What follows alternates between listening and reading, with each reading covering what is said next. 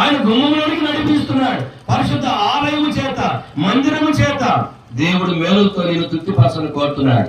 నువ్వు దూరంగా ఉంటే, మందిరానికి వెలుపడిగా ఉంటే, యేసుప్రభువును ఎదురుగా జీవిస్తే ఇలాంటి తృప్తిని పొందలేవు, ఇలాంటి క్షేమాన్ని పొందలేవు. అన్న, అక్క, తమ్ముడు, చెల్లి ఎవరైనా సరే ప్రభు చెంతకు రండి.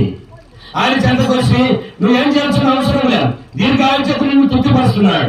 నా రక్షణ అతనికి ఏమన్నాడు? చూపించదను. ప్రభు నీకు రక్షణ చూపిస్తున్నాడు. రక్షణ భద్రతను చూపిస్తుంది, కాపుదలను చూపిస్తుంది. అయ్యమ్మ, ప్రభు దగ్గరకు వస్తే నీకు రక్షణ ఇస్తాడు. ఎలాగ నువ్వు పొందగలిగిన రక్షణ? అపొస్తలుల కార్యములు 2వ అధ్యాయం. అపొస్తలుల కార్యములు 2వ అధ్యాయం. 2వ అధ్యాయము రండి. ఇక్కడ మీరు గమనించినట్లయితే 21వ వచనం. అప్పుడు ప్రభువు నామమును బట్టి ప్రార్థన చేయవారందరూ రక్షణ పొందుదురు. ఏమవుతున్నారంట?